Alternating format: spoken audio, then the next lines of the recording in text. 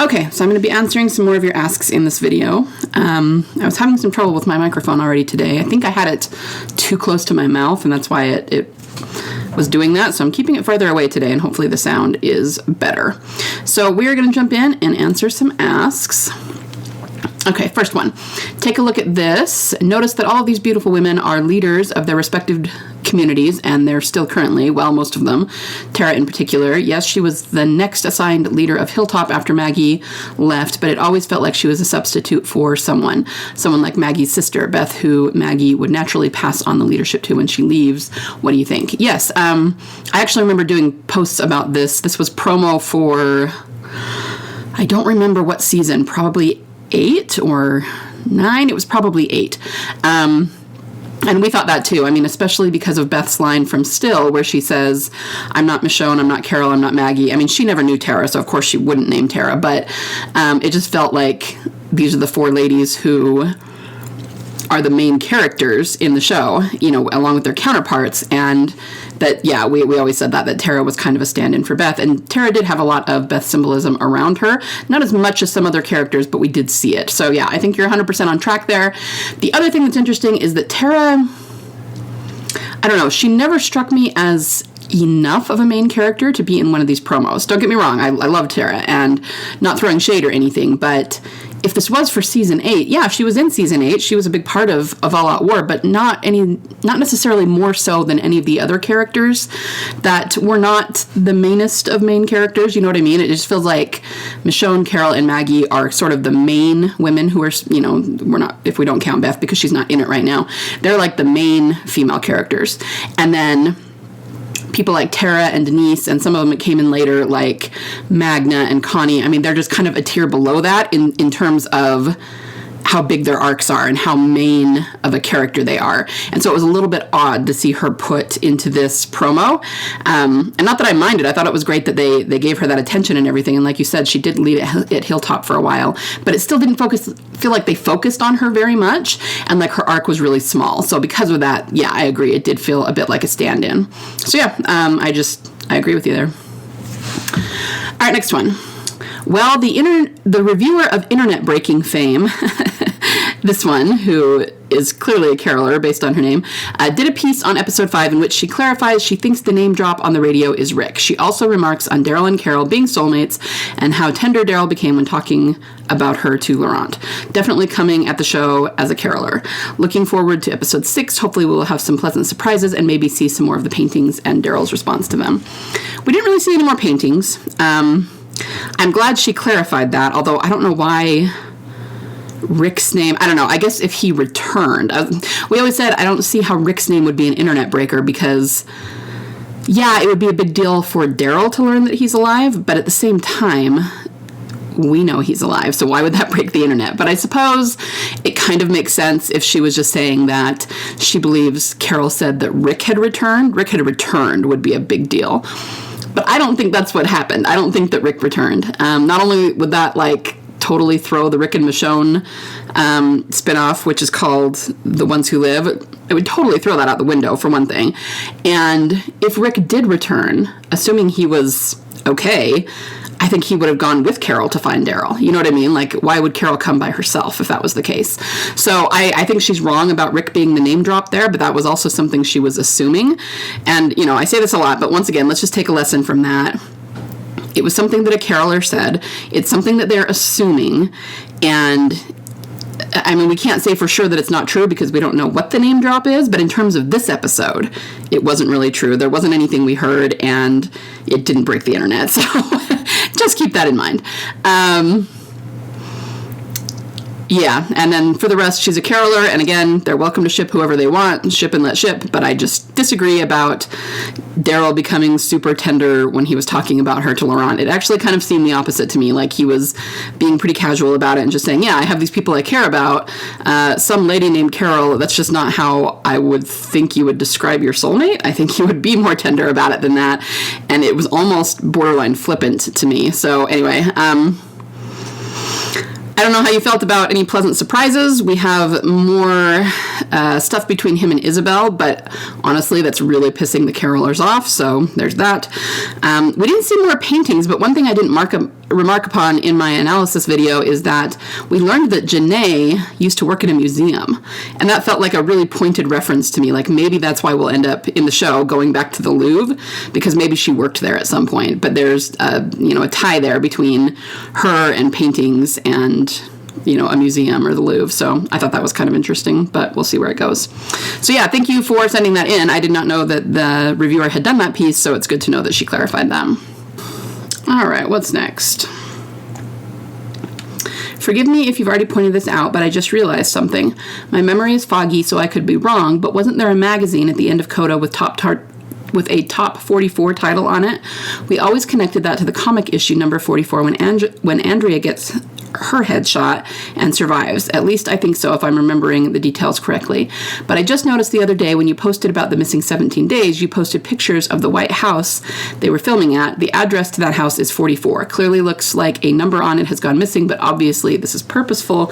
Mind blown. Yeah, that's really funny that you sent this in, because actually me and my fellow theorists were talking about that. Galadriel Jones was asking us about it because she came into the fandom later, so she was a little bit fuzzy on the details of the missing 17 days, which I may do a video on again later, because it still is coming up in a big way, and I haven't really talked about it in as much detail as I would want. But anyway, she put up a picture of that house. So there were really two different structures. There was one that was smaller, more of a cabin. It had cross-shaped windows on it, and there was blood all over the doors, like Walker blood. I mean, it was clearly set up to film at for The Walking Dead, right? But the cross-shaped windows did make us think of Grady. And then there was a bigger house next to it it was more plantation style. It had like the big white pillars in front. And yeah, she was showing us those pictures, and that was actually the first time I even noticed that there was a 44 on that house. That never occurred to me to look at that. And yeah, you're right. So the 44, we have connected it to Andrea getting her headshot and living. Clearly, whatever was filmed there it's like some sort of resurrection house. That's what I said to my fellow theorists, is that it's a resurrection symbolism. It's a resurrection house. It's a symbol of somebody getting shot and living. And we know that Emily filmed at the smaller of the two, at the cabin, because a white van was seen pulling up and she was seen going in wearing her yellow polo. So we didn't specifically see her filming at the big plantation house, but they're right next door to each other. So if she filmed at one, she probably filmed at the other. So yeah, I totally agree, and that's obvious. And I go back to, again, that they definitely did film something there. I mean, it's not a matter of whether they filmed there or not. We have proof that they did film there. And even if it was a sequence that had been cut out, we should have seen it already in DVD extras or something, and we haven't seen it. So they're holding it back for some reason. And this is what I mean, guys. Even though she didn't show up in Daryl Dixon season 1, and yeah, that sucks, and yeah, I'm disappointed that we didn't see her, until the answers to some of this stuff comes out, until we see this footage, until Gimple or Nicotero or someone comes out and says, okay, let us explain, this is what we were going to do, but it got scrapped. Until something like that happens, I'm not giving up hope, because there are too many things that have not been explained. There are too many things that we know for a fact that they are not explaining to us. And until they do, I think they're holding it back for some future point when she returns. So yes, thank you for sending this in. It's funny that you did, because I just realized that myself, that there's a 44 on that house, and that's part of the missing 17 days where Emily was filming. And so there is a scene there with the symbolism of the 44 that we have not seen yet, and that they filmed during season 5. And remember that they were trying really hard to hide the fact that she was filming that day. Didn't really work. They kind of screwed it up, but they were trying hard to figure that out. So thank you for sending that in. I appreciate it. Thoughts on MMB becoming a series regular for season 2 of Daryl? I personally think it's good. I do too, because, and I've said this many times, so apologize for the repeat, but it's going to be a replay of Consumed. It's going to be Daryl and Carol together going to look for Beth. And like I said, they may not know they're looking for her in this case. They may not be actively searching for her if they don't know she's alive. But I think they're going to be together when they discover where she is. And as I said in my analysis, there were a lot of things at the end of the finale of Daryl Dixon season 1 that pointed to that. Okay. The 502 on the license plate, which is the episode number of Strangers, where they literally jumped in the car and went to Grady looking for her. I mean, That's huge. That's so on the nose that they're giving us that. The fact that she left this dude in the trunk and he was alive and pounding on the trunk and saying, let me out. That feels like a callback to Beth, even if it's just symbolic. Someone who was put in the trunk who is alive and trying to get out, okay? All of those things. So I think Melissa joining the cast will be great. I think, yes, we're going to have to deal with the carolers and all their nonsense throughout all of that, but I think for us and for Beth, it is a good thing. So I completely agree with you there. All right, next one. My brain's been going crazy, so I just wanted to spit out a bunch of my why questions to get them off my chest. If Beth is actually dead, why not just outright say that to let the fans move on? Why play the outdo music in the credits when they don't do that when a big character dies? Why try to trick the audience into thinking Beth got buried just to reveal it was Tyrese? That's a tactic a lot of filmmakers use to confuse audiences, so why do it? Why bother creating a whole arc for Beth and completely reinventing her character just to kill her off? Why waste so much time on Beth when your show is at its peak, getting 10 million plus viewers per episode, building up this character just to kill her? Why the weirdly shot scene of her death, and why didn't we see her properly after she was shot? Just why? It doesn't make sense. I agree. You're not going to hear anything different from me. I'm not going to disagree with you at all. These are all questions that Team Delusional has, and we have asked them many times over the years. And I've said many times, if they would just come out and explain it. I always go back to the thing in Consumed where the van fell in a strange way, and when that episode aired, they came out and explained it and said, yeah, we know the physics of it is totally wonky and that it's not realistic and it didn't make sense, but it was just because of the way we had to film it. And they came out and explained it because they knew their fans are not exactly known for being quiet and just going, the fans are going to get online and talk about it. They know that, so they had to explain it. Another one that I like to point to is, it was after Coda, I think it was during the filming of season 6, there was a man on set who looked a lot like the actor that played Dr. Edwards. His name is Eric. Oh, I'm blanking on his last name.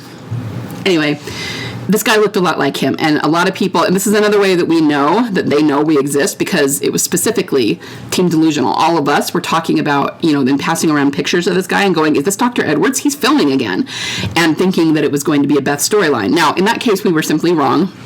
The guy, he looked a lot like Eric, whatever his last name is, that played Dr. Edwards, but it was not him. He just looked a lot like him. He was a little bit heavier set. He had slightly different colored hair. He had that same look about him, but he was not an actor. He was a carpenter or something that was working on sets, and it just looked a lot like him. But my point is, it really only took a few hours after Team Delusional started talking about that, for people from the show to come out and say, this is not him. This is somebody else. You guys, look, this is this person. This is his name. He works on the set. They very much wanted us to know that that was not the case. So not only were they reading and listening to what we were saying online, but they very quickly shot it down because they didn't want us spreading rumors that Dr. Edwards was going to be in that next season. So very quickly, they tend to explain things away if we're wrong or if they don't want us to think that. But they've never done that with Beth. And if they had simply come out and said, yeah, this is what we were going to do, but this is why this happened, and we know it didn't make sense, but it was because of X, Y, and Z. Oh, and by the way, here's some footage that we shot that we never actually used, so it's just kind of a DVD extra. They could have stopped Team Delusional from forming before it ever got very far, but they specifically didn't do that, and there's all these weirdo questions about what happened around her death that have never been answered, that are just strange things, and until they get answered, once again, I'm just not giving up. I feel like they are holding back on that because they are going to tell us eventually, and they just haven't yet, and the reason they haven't yet is because she's going to return eventually, and so of course they're not going to give it away before then, right? So yeah, I am 100% with you. I have all those questions too, and here's just to hoping and waiting that eventually we will get the answers. We didn't get them in season 1 of Daryl Dixon, but hopefully we'll get them next season, because hopefully next season with Carol there, Beth will finally appear. So thank you for sending that in. I'm going to call it there for today. I try to keep these about 15 minutes, but I will be back tomorrow with more. Bye!